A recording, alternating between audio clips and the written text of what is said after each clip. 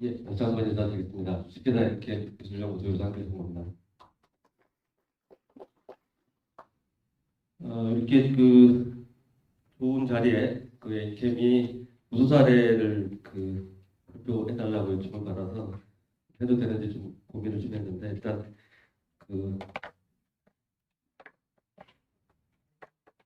발표를 드리기로 했고 그래서 오늘 제가 좀 간단하게 준비를 좀 해봤습니다.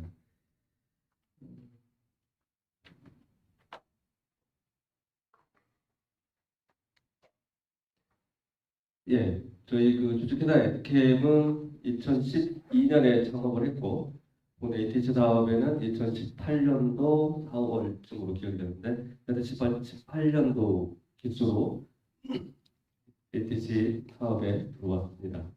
그래서 저희가 ATC를 통해서 하고 있는 거는 전기차용 배터리의 전해액의 성능 향상하고 안전성 향상 두 가지를 개발 과제로 그렇게 선적 요청을 드렸고요. 저희는 좀 특이하게 1단계 때는 전액의 성능 향상 쪽에 사업을 과제를 했었고 지금 현재 하고 있는 2단계는 안전성 향상을 하고 있습니다. 그래서 그 두 가지가 동시에 추진되지 않았고 먼저 성능 향상 먼저 하고 안전성 향상은 지금 현재 2단계로 추진을 하고 있습니다. 저희가 하고 있는 전해 분야에 앞서서 리튬 전지 간단하게 해드리고 저희가 하고 있는 전해 그다음에 앞으로 선행으로 개발하고 있는 앞으로 있을 유사고체 전해질 쪽 부분 잠깐 소개해드리고 좀 회사 소개해드리는 걸로 하겠습니다. 리튬이온 배터리는 잘 아시다시피 양극, 음극 두 개의 전극 사이에 분리막이 있고요. 분리막을 사이에 두고 양극 개성극으로 또는 음극 개성극으로 리튬 이온이 움직이게 되고요. 그 이온을 움직이게 하는 매질 역할하는 것이 전해액이 되겠습니다. 그래서 보통 충전할 때 양극에서 음극으로 이온이 가고 또 방전할 때는 반대로 음극에서 양극으로 이온이 흘러가게 되고 바깥으로는 이제 전자가 움직이게 돼서 그래서 전해액의 역할이 가대 소지 중에 하나라는 부분 하고요. 전해액 자체의 구성을 보면 뒤에 좀 자세히 설명을 드리겠지만 솔트라고 하는 염이 한 14% 정도, 그다음에 솔벤트 용매라고 하는 솔벤트류의 용매가 80% 정도, 그다음에 여러 가지 기능성 첨가제가 10% 정도가 웨이트 퍼센트 기준으로 함유가 되어 있습니다. 리튬이온 배터리는 이제 저희가 만든 로드맵은 아니고요. 여러 산업계 함께 계신 분들이 트렌드를 쭉 파악을 해놓으신 건데요. 과거 그러니까 몇 년 전부터 현재까지는 저장 용량을 올리는데 코스를 두고 다들 전지 개발 또는 소재 개발을 추진을 했었습니다. 그래서 전기차로 보면 에너지 저장 용량을 올린다는 얘기는 한번 충전해서 차가 얼마나 오래 가는지를 결정하는 그런 변수가 되겠습니다. 그래서 모든 포커스가 여기에 맞춰서 지금까지 열심히 달려왔고요. 이제 최근에 트렌드는 고출력, 그러니까 충전 한 번 해서 오래 가는 것도 중요한데 충전할 때 시간을 좀 가능하면 짧게 하는 게 필요하겠다는 니즈가 상당히 많이 나오고 있습니다. 그래서 현재 상용화되어 있는 버전으로는 소시 기준으로 한 70% 정도 채우는데 40분 이 정도 했다가 급속 충전 기준으로 현재는 한 20분까지 지금 단축이 되어 있는 버전들이 최근에 출시가 되고 있고요. 현재 개발 단계에 있는 것은 10분 이내에 이제 충전을 마치려고 하는 개발을 하고 있습니다. 저희도 그쪽 부분에 개발을 같이 하고 있고요. 10분 정도 이내에 들어가게 되면 보통 이제 좀 번잡한 주유소 같은 경우에 잠깐 줄 서서 주유하고 카드 결제하고 그렇게 하고 이제 탑승을 완료하는 데까지 한 5분에서 7분 정도 걸릴 수 있다고 합니다. 그래서 7분, 10분 이내면 거의 비슷하게 대형기관하고 맞출 수 있어서 상당히 시장 확장하고 또 소비자의 니즈를 수용하는데 상당히 유리한 그런 게 되어 있고 상당 부분 지금 진척이 되어 오고 있습니다. 그다음에 가격은 뭐 처음부터 무조건 싸야 된다. 리튬이온 배터리가 사실은 과거에 전통적으로 많이 쓰고 있던 연축전지, 납축전지하고 경쟁을 해야 되는 그런 싸움이었기 때문에 계속해서 가격이 사실은 가장 먼저 이슈화가 됐던 부분이고요. 그래서 꾸준히 가격을 낮추는 쪽으로 개발이 진행되어 왔습니다. 그렇게 해서 ESS나 전기차에 리튬 배터리가 많이 사용되다 보니 몇 년 전부터 이제 많은 화제가 되기 시작했죠. 물론 이제 과거에 스마트폰이나 노트북에 들어가는 작은 소형전지도 물론 화제는 났지만 지금처럼 이렇게 심각하게 한번 불이 나면 차가 전이 빼져간다거나 타는 경우 정도 수준의 그런 화재는 예전에는 흔치 않았고요. 그래서 그 부분들이 많이 대두가 되면서 요즘에 이제 안전성을 특히 폭발에 대한 화재 안전성을 어떻게든지 해결해야 된다라는 쪽으로 많이 연구 개발이 진행이 되고 있습니다. 저것 때문에 아마 정부치 얘기가 나온 것 같고요. 그건 뒤에 좀 설명을 드리겠습니다.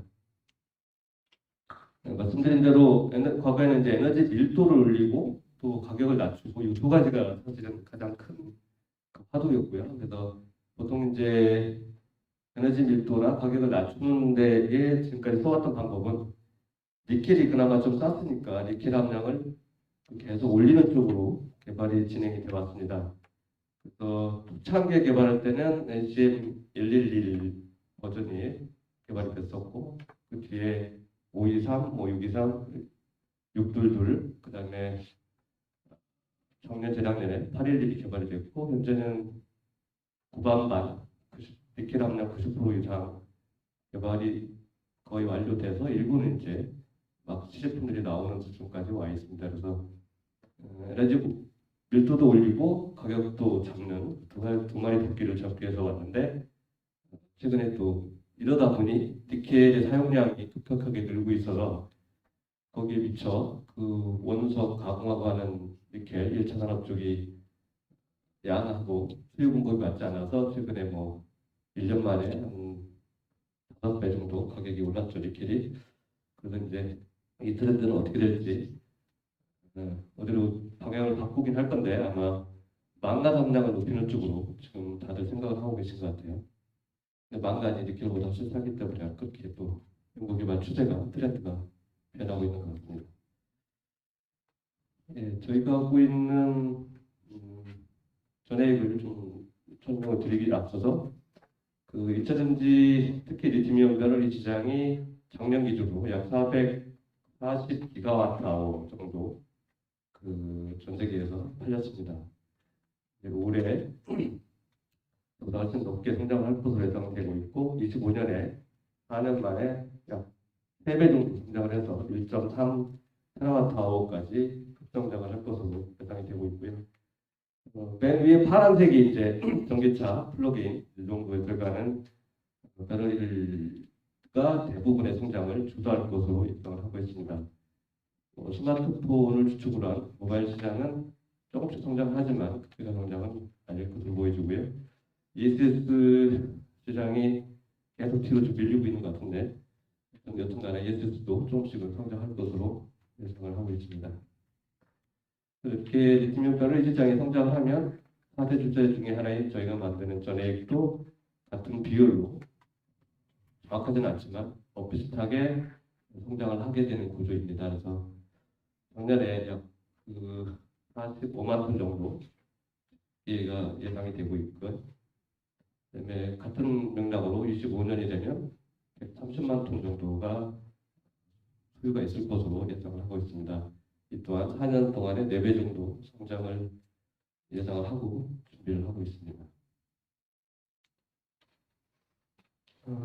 처음에 LI 배터리가 모바일용 과거에 닉텔 MH나 닉하드나 이런 전지 바로 돼 있는 스마트폰을 가지고 다녔을 때, 핸드폰 가지고 있을 때 주로 이제 거기에 이제 첫 번째 쓰이기 시작했는데 그때는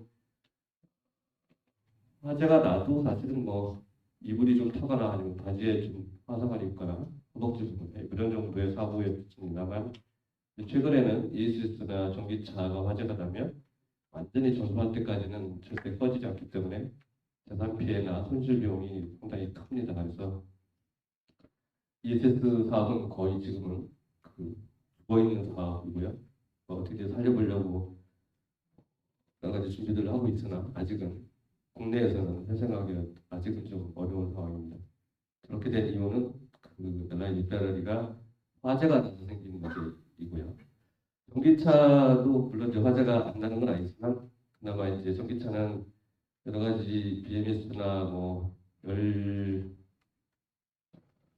컨트롤하는 부분, 제어하는 부분들이 그래도 ESS보다는 훨씬 잘 되어 있습니다. 그래서 확률적으로는 전기차가 덜 나긴 하지만 그래도 빈번하게 화재가 계속 지속적으로 나오고 있습니다. 그래서 기존에는 성능 위주로 개발을 열심히 했는데 앞으로는 안전성을 같이 겸부하지 않으면 상당히 시장에서 좀 호응받기가 어려운 구조가 됐습니다. 그래서 성능은 성능대로 유지하면서 추가적으로 안전성을 향상시킬 수 있는 쪽으로 전지 개발, 소재 개발들이 지금 추진이 되고 있습니다. 저희가 만드는 전의 액은 기본적으로 이제 전기화학적으로 안정한 전이창을 가져야 된다. 이게 보통 이제 학술적으로 보면 호모로그 얘기를 하시는데 어느 정도 전이차를 많이 가져야지 전제로서 의미가 있고요. 전기는 전하의 그 높낮이에 따라서 흐르고 충전되고 하는 원리이기 때문에 그렇고요. 그다음에 이온 전도도가 높아야 된다. 이온 전도도가 높게 되면 셀 외부에는 전하가 흐르지만 내부에서는 이온이 움직이기 때문에 이온이 잘 움직여야 되거든요. 그래서 빠르게 움직이면 뭐 고출력도 가능한 거고 많은 양이 한꺼번에 걸쳐 있으면 뭐 저장 용량도 높일 수 있는 거고 그래서 그런 역할을 해야 되기 때문에 이온 전도도가 반드시 높아야 됩니다. 그다음에 낮은 어는점, 높은 끓는 이거는 이제 유기용매라서 이게 어느 정도 낮은 온도에 쇠를 사용하게 되면 뼈를 사용하게 되면 얼어버리게 되는거든요. 유기전액이 얼게 되면 첨방전이 상당히 급격하게 낮아지는 약점이 있기 때문에 가능하면 낮은 그 어느 점을 가져야 될 필요가 있고요. 그다음에 첨방전을 하면서도 열이 나지만 그 중독지방 같이 원래 환경적으로 높은 온도가 여건이 되어 있는 데들은 또 전지가 높은 온도에 오랫동안 노출되면 바람 폭발에 또 원인이 될 수 있어서 높은 끓는 점도 또 필요한 그런 상태가 되겠고요. 그 다음에 전액이 나머지 전지 소재들은 거의 광물이거든요. 음극도 그렇고 양극도 그렇고 분리막도 그렇고 근데 전액만 이제 유기화학 물질이기 때문에 다른 그 광물성 물질들하고 화학적으로 안정해야 됩니다.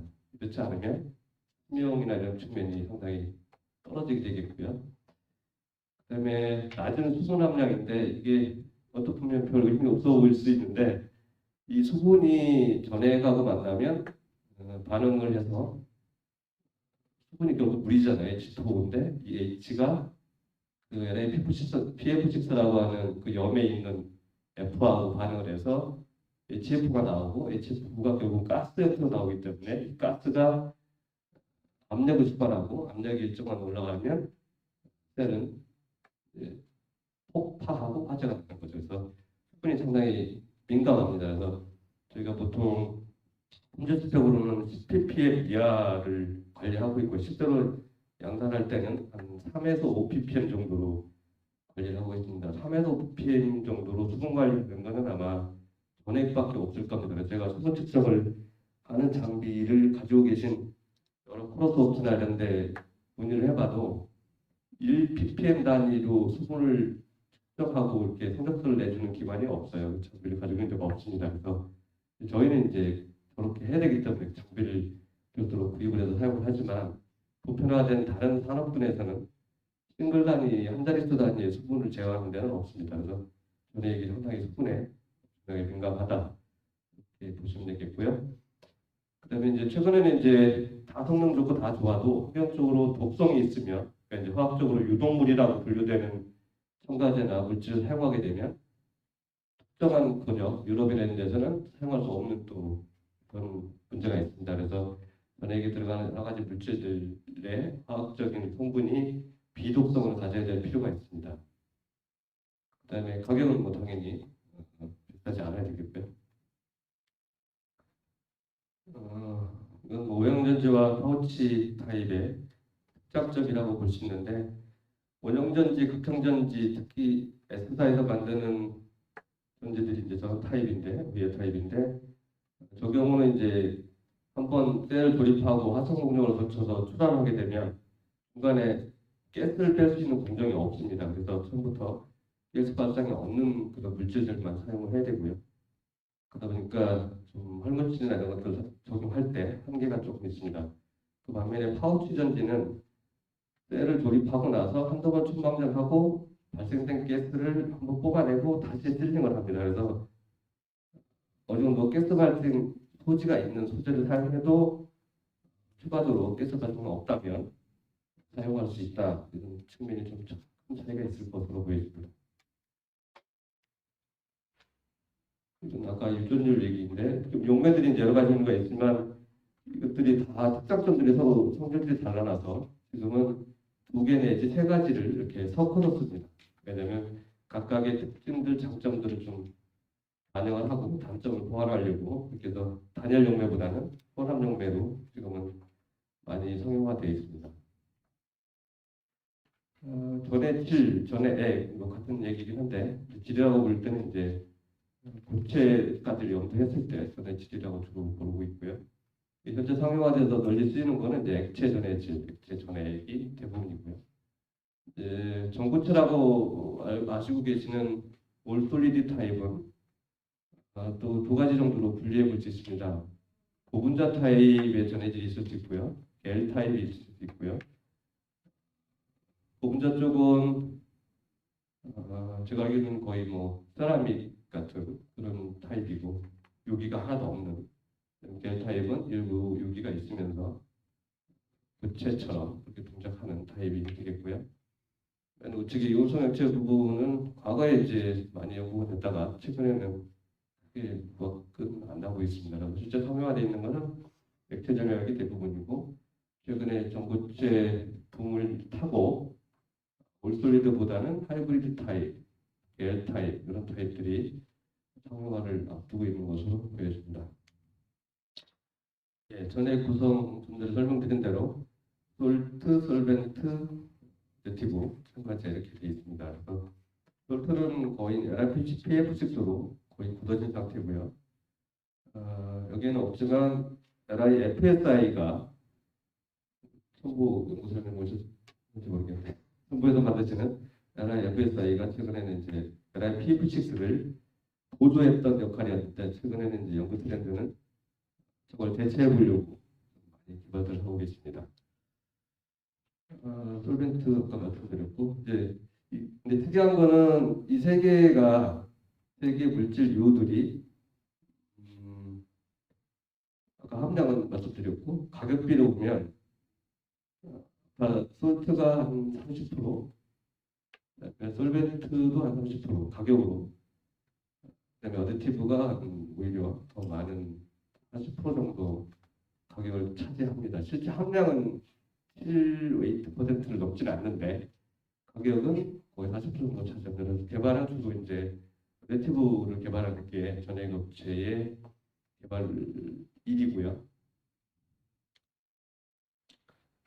그래서 비슷한 또 얘기인데 영은 LiPF6가 대세이고 최근에 이제 FSI가 많이 함량을 높이는 쪽으로 발전을 하고 있습니다. 첨가제는 전지 내 음극과 양극의 어떤 그 오리엔티되어 있는 측면이 좀 있습니다. 그래서 만병통치약은 없는 것 같고요. 음극 쪽에 조금 발현하는 효과를 올리는 쪽이 있고 양극 쪽에 도움이 되는 첨가제가 있고 이렇게 나눠져 있습니다. 그래서 한 첨가제만 써가지고 모든 걸 다 해결하지는 못하고 있고요. 그래서 지금은 최소 3가지 또는 많게는 6, 7가지 첨가제를 같이 넣습니다. 그래서 가격 비중이 40% 이상 차지하게 되는 것 같습니다. 네, 저희 앵캠에서 이제 관련된 R&D를 쭉 하고 있는데, 크게 보면 한 6가지 분야로 부문으로 좀 개발하고 있습니다. 그래서 소형전지 분야는 IT를 베이스로 해서 그 스마트폰을 많이 만들고 있는 A 모사하고 계속해서 개발하고 있고요. IT용은 최근에 봐도는 이제 전압을 올리는 쪽, 하이 볼테이지 이거 올리게 되면 뭐 저장 용량도 늘겠지만 충전 시간도 급속 충전에 잘 견디고 또 많은 출력을 보내는데도 상당히 도움이 됩니다. 그래서 이번에 스마트폰이 이제 화면도 커지고 이러면서 소비 전력이 워낙 많아지고 있어서 그런 부분 때문에 고전압이 이제 씌우고 현재는 4.5V 정도까지 지금 개발을 하고 있습니다. 지금 상용화되어 있는 것이 아마 4.3 정도가 상용화되어 있고요. 개발은 이제 4.4 정도는 이제 개발이 끝났고 저희는 이제 4.47, 48, 4.5 얘기하는데 0.1V가 올라가는데 어느 분이 그랬는데 뭐 3년 5년 걸렸다고 해요. 그래서 0.1V가 상당히 어렵다고 합니다. 그래서 거기에 맞는 전해액도 개발하는 데 상당히 어려움을 겪고 있습니다. 하여튼 트렌드는 4.5V급이 조만간에 내년 언제쯤 되면 A모사에서부터 저급이 출시가 될 것으로 예상합니다. 그다음에 에너지 밀도를 올리는 쪽으로 최근에는 다 811 이상급이 양산이 되고 있고 이제 내년 아니 올 말 내년 되면 S모사가 L모사들이 이제 그 90% 이상의 니켈을 함량을 갖는 전지들을 배터리들을 양산하겠다고 발표를 하고 있고요. 거기에 맞는 각각의 이제 맞는 전해액도 저희가 819까지는 개발을 완료해서 양산을 하고 있고요. 이제 이 측면이 이제 아마 그 우리 HT 과제를 보면 그 기존 전기차 전해액의 성능 향상 부분이라고 보면 될 것 같습니다. 그래서 최근에는 이제 270Wh/kg이 아니고 300kWh, 300Wh/kg 급의 전해액 개발이 지금 진행되고 있습니다. 그다음에 이건 부수적인 건데 니켈 함량을 올리면 또 음극에 실리콘을 쓰게 되면 반드시 부필 팽창 때문에 가스 발생이 됩니다. 그래서 가스 발생이 되면 셀은 불어올 수밖에 없는데 그걸 이제 수헬링이라고 하고요. 그 수헬링을 잡기 위한 해결해주기 위한 첨가제 개발이 전해액 분야에서 상당히 그 어려운 난제이고 그런 프로젝트를 여러 건 개발을 진행하고 있습니다. 그다음에 ESS나 IT 쪽에서도 필요하지만 코스트를 낮추는 쪽도 EV 쪽이나 IT 쪽에서 상당히 필요합니다. 그래서 기존에 성능은 유사하지만 가격이 싼 첨가제, 물질 이런 것들을 개발하는데 많은 힘을 쓰고 있습니다. 하이파워는 아까 말씀드린 대로 급속 충전을 하기 위한 그런 개발이 되고 있고요. 그래서 지금 현재는 이제 10분 이내에 충전이 되면서 에너지 저장 밀도는 260Wh/kg을 유지하자. 근데 여기에 이제 270 됐는데 왜 이게 260이냐고 하면 이거를 줄이다 보면 이게 약간 트레이드 오프 관계라서 이걸 유지하면서 이걸 작성하는 것은 불가능합니다. 그래서 조금만 양보하고 이거를 좀 20분이던 거를 10분 정도로 단축을 하자 이런 개발이 지금 현재 진행되고 있습니다. 이건 이제 타겟은 T모사의 배터리에 탑재할 계획을 가지고 개발하고 있고요. 맨 마지막에 이제 세이프티 안전성인데 저희가 하는 이제 2단계 에티스 과제가 이제 저 부분입니다. 안전성 향상. 그 안전성 향상은 이제 두 가지로 이제 저희는 풀려고 합니다. 하나는 기존 전해에게 뭔가 새로운 촉매나 첨가제를 넣어서 평상시에는 그냥 액상의 전해이었다가 전지는 반드시 이제 이 뒤에 나오라 그러겠네. 안 나오라. 전지는 반드시 열이 올라가게 돼 있고요.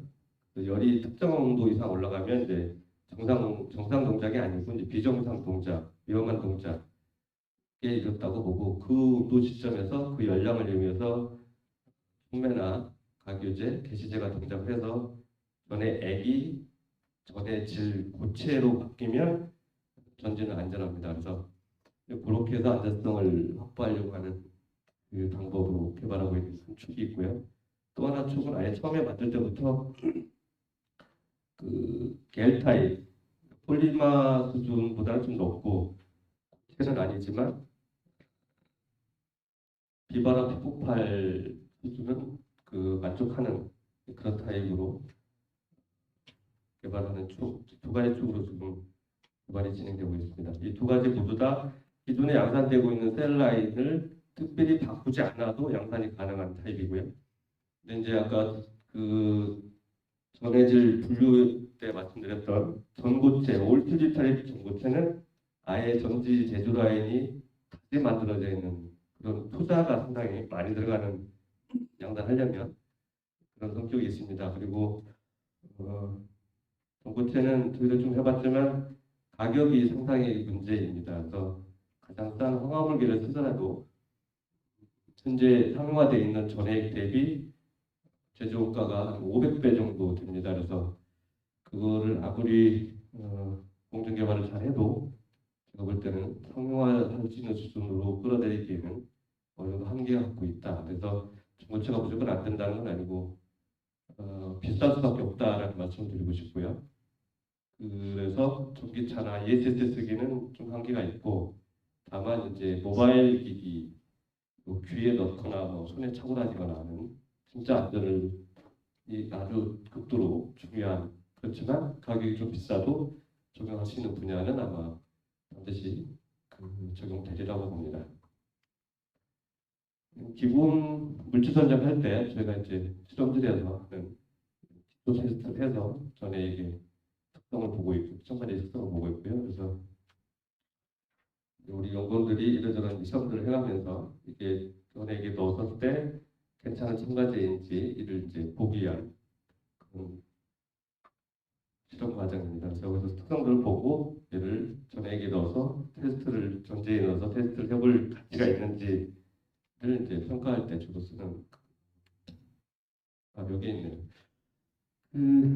전지의 이제 열이 내부의 쇼트든 외부 쇼트에서 저항열이 전달되든 아니면 물리적으로 뭔가 이제 충격이 가해져서 내부 단락이 발생을 했던 어떻든 간에 그 물리적 그 열적인 충격이 가해지면 가장 먼저 전해액이 끓게 되거든요. 온도가 올라가면 여기 액상이기 때문에 이 끓으면 가스가 나오고 가스가 나오면 이제 압력이 생기고 그 압력이 결국은 셀을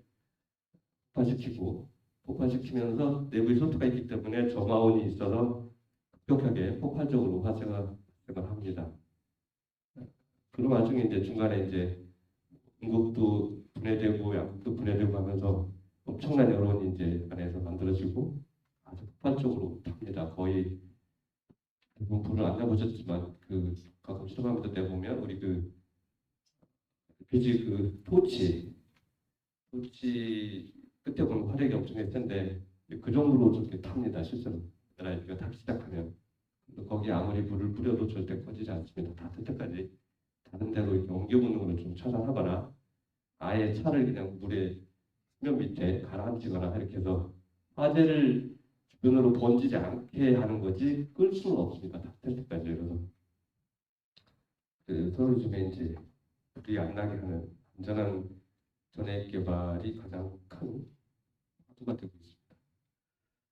근데 현재 이제 저희가 ETC 과제를 통해서 두 가지 축으로 개발한다고 말씀을 드렸는데 겔타일이든 오시솔리드 이게 적절한 예비인지는 모르겠어서 제가 일단 붙여봤는데 일정한 온도 보통 제가 실험을 해보면 한 120 정도가 되면 굳었을 때 가장 안전하겠다 그래서 이제 이렇게 설정을 했고요. 지금은 5분 정도 이내에 굳어지는 수까지는 와 있습니다. 그래서 실제로 이렇게 만들어진 전지를 테스트해 보면 기존에 저희는 이제 겔 타입이든 그 고형화 타입이든 전에 액을 기반으로 하기 때문에 기존 전에 액을 쓰는 타입하고 특성 차이가 거의 없습니다. 유사합니다. 그래서 특별히 전지 제조사에서 뭔가를 손해보고 뭔가를 트레이드오프하면서 할 필요까지는 없는 그런 범위 내에서 좀 개발하고 있는 거고요. 확인해 보면 이제 거의 유사하다는 걸 저희가 알 수가 있었고요. 근데 실제로 이제 강제로 열을 가해서 합박대 집어넣고 테스트를 해보면 기존의 액상을 쓰는 타입은 이렇게 다 찢어진 게 이제 내부에서 불러오르면서 터지는 거거든요. 이 불을 이제 꺼진 상태에서 찍었기 때문에 불을 안 보이는데 실제로 이제 다 타버리고 탈 거 다 탄 다음에 사진을 찍은 거죠. 그래서 그렇게 파손이 됩니다. 근데 지금 이제 개발하고 있는 겔 타입이나 고시 타입은 여기 이제 테스트 후에 찍은 거예요. 그래서 실험용 셀이기 때문에 표면이 조금 원래부터 저렇게 매끄럽지는 않은 거고요. 어떤 변화가 있는 건 아니고요. 그래서 적당한 온도에서 잘 굳어서 실제로 화재까지 이어지지 않더라는 수준까지는 지금 도달해 있습니다. 그래서 저희가 하는 여러 가지 이제 개발 중에 가장 중요한 것이 새로운 물질 첨가제 개발이고 그 첨가제를 결국은 합성해서 이제 쓰게 되는데 그 내부의 랩실 안에 작은 규모 2리터 것부터 해서 1루베까지 실험 장비들을 갖추고 합성 장비들을 갖추고 테스트, 스케일업 테스트를 하고 있습니다. 보통 이제 전액 업체들이 대부분 요금적인 이제 외부 전문 업체한테 대부분 OEM을 주게 되는데 저희는 내부에 실험실을 갖추고 자체적으로 개발을 신규 물질을 합성 개발하고 있습니다. 몇 가지가 이제 저희 과제 관련된 말씀을 드렸고요. 시간이 많이 갔는데 회사 소개를 간략히 드리겠습니다. 저희는 12년에 충북 제천에 여기가 제천인데 임대 공장, 저희 자가 공장이 아니고 남의 공장을 반만, 이것도 전체가 아니고 요거의 반만 임대해서 세를 들면서 이제 작업을 했습니다. 지금은 이제 물론 이제 저희 자가 공장이 됐고요. 주인을 이제 따로 내보냈고, 그래서 상대적인 의미로 요 제천이 이제 아직도 본사로 되어 있습니다. 그래서 이 부분도 계속 활용을 하고 있고요. 이제 연구소하고 주 사업장은 천안 통세산업단지에 소속이 되어 있고요. 약 한 5,000평 규모의 공장과 건물과 뭐 이런 것들을 갖고 있습니다. 운영을 하고 있고요. 그다음에 폴란드 공장은 재작년 말에 완공을 해서 작년 하반기부터 올해는 이제 정상 가동이 풀 가동이 지금 일어나고 있고요. 상당히 부지 면적이 되게 넓은데도 불구하고 지금도 이제 벌써 1년 남짓밖에 안 지났는데 공간이 부족하다는 얘기가 지금 나오고 있어서 건물을 늘릴지 옆에 한 동을 더 지을지 좀 고민을 하고 있고요. 중국에도 이제 그 후저우 쪽에 공장이 하나 있습니다. 그래서 여기도 이제 풀카피카라서 장강 쪽 가까운 쪽에 지금 땅을 매입을 했고 아마 곧 착공이 시작될 것으로 예상하고요. 이 공장이 중국에.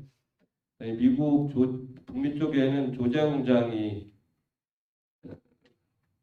세팅이 다 끝났고 지금 이제 오디스를 받고 있습니다. 그래서 이제 다음 달부터 아마 시생산이 시작될 것으로 예상합니다. 여기 이제 35만 평이고요. 그러니까 여기가 왜 땅이 이렇게 넓냐면 예전에 그 도요타의 그 출하 공장, 그러니까 도장하고 야적하고 이게 그 철로를 통해서 기차를 통해서 이제 북미 전역으로 이제 차를 운반하는 그 출하 단지입니다. 공장. 그래서 지금은 쓰지 않고 있어서 저희가 몇 년 전에 매입을 했고 39만 평에 저희가 쓸 수 있는 거는 3만 평 정도 쓸 것 같고요. 많아야 3만 평, 5만 평.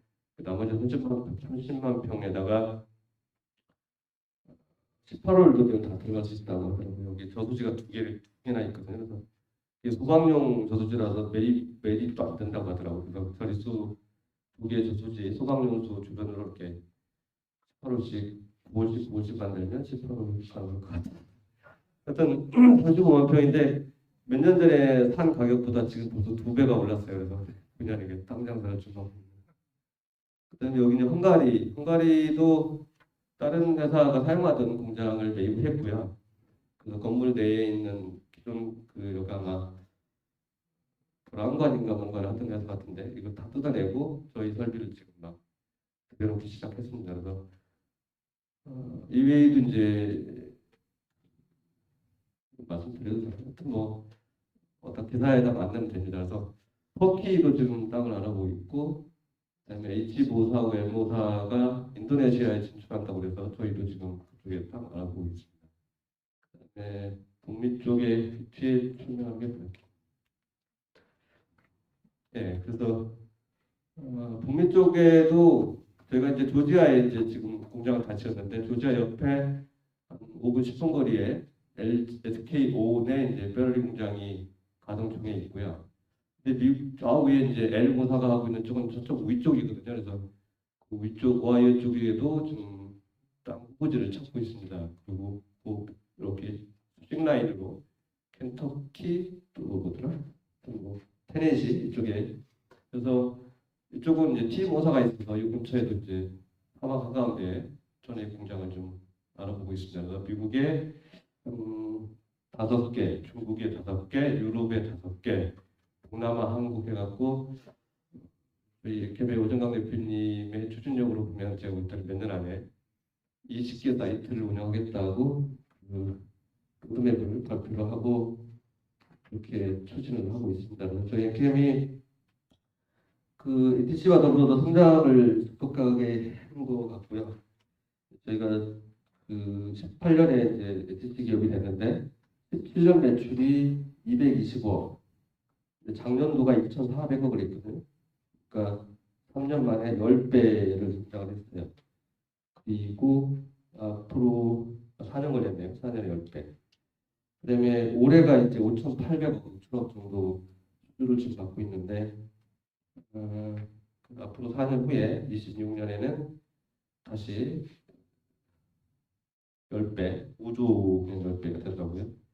5조 생산을 하겠다라고 이제 해서 아까 이제 여러 사이트에 공장을 지금 준비하고 있습니다. 그래서 5조까지는 이제 무난히 갈 것으로 예상을 하고 있고 2030년이 되면 10조 정도를 예상을 하고 있습니다. 그래서 전 세계 마켓시어 1등은 26년에 달성을 하고 초격차를 해서 30년에는 독보적인 전액 회사로 성장을 하겠다 이렇게 준비해서 열심히 가고 있습니다. 이건 아까 설명드린 대로 처음에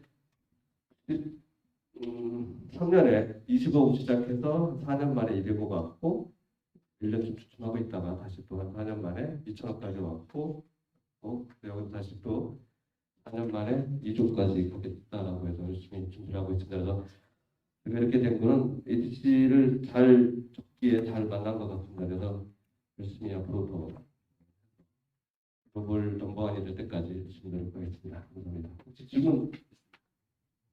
네. 그냥 하셔도 됩니까? 기대일 용서 이재호입니다. 예, 말씀 잘 들었습니다. 현재 그 2030년 7조를 이제 예상으로 기업 발전 나오겠지만 이 전액 이 부품 소재 하나 아이템 가지고 그렇게 계획을 세웠습니다. 네, 저희가 다른 것도 지금 여러 사업을 벌이고 있습니다. 근데 여기서 말씀드린 거는 전액만 가지고 말씀드립니다. 그 사이에 제 개인적으로는 영원한 기술은 없다. 네. 굉장히 빠르게 사이클이 기술이 발전하는데 그 사이에 아까 그 사모님 말씀대로 고성능 안정성 또 가격 측면에서 전고체 배터리는 이제 아까 500 이상 가격이 너무 비싸다. 그래서 부작용이 섣불리 더 이어들기 힘들다. 그렇다면 지금 그 배터리라는 하나의 그 모듈을 볼 때 아까 그 각형, 그다음에 파우치형, 원통형 이런 거 세 개 같으면 그 사모님 생각할 때는 어느 형이 앞으로 성능, 고 안정성, 가격 측면에서 유리할 것이라고 생각됩니까? 다들 장단점이 좀 있긴 한데 각형은 여러 가지로 좀 불리한 것 같고요. 파우치하고 원통형 싸움이 될 것 같은데 원통형이 조금 낫지 않을까. 그러니까 그렇다고 파우치가 아예 없어지는 건 아니고 원통형 6 파우치 4 정도 되지 않을까 싶습니다. 파우치는 워낙 원통형을 일론 머스크가 밀고 있기 때문에 아마 그쪽이 좀 많이 유리하지 않을까. 그 향후 그 신사업으로 이 파우치나 원통형 그 배터리의 생산 공정도 설비 이런 쪽으로 혹시 미안하지만 계획이 잡혀져 있는지요? 전액 생산 설비가 아닌 다른 아이템의 생산 설비는 저희가 개발도 하고 일부 이제 시공도 한두 군데는 지금 하고 있습니다. 아직 발표는 안 한 것 같고요. 그다음에 전액 자체 설비는 우리 대표님 얘기로는 그 설비 잘하는 업체를 하나를 인수하겠다고 하시겠다고 해서 아마 그렇게 해서 20군데, 그러니까 지금 한 5-6군데 지었으니까 한 15군데를 줘야 되는데 그러면 아예 설비 회사를 하나 인수해서 하는 게 더 경제적이지 않을까 그렇게 봅니다. 고맙습니다.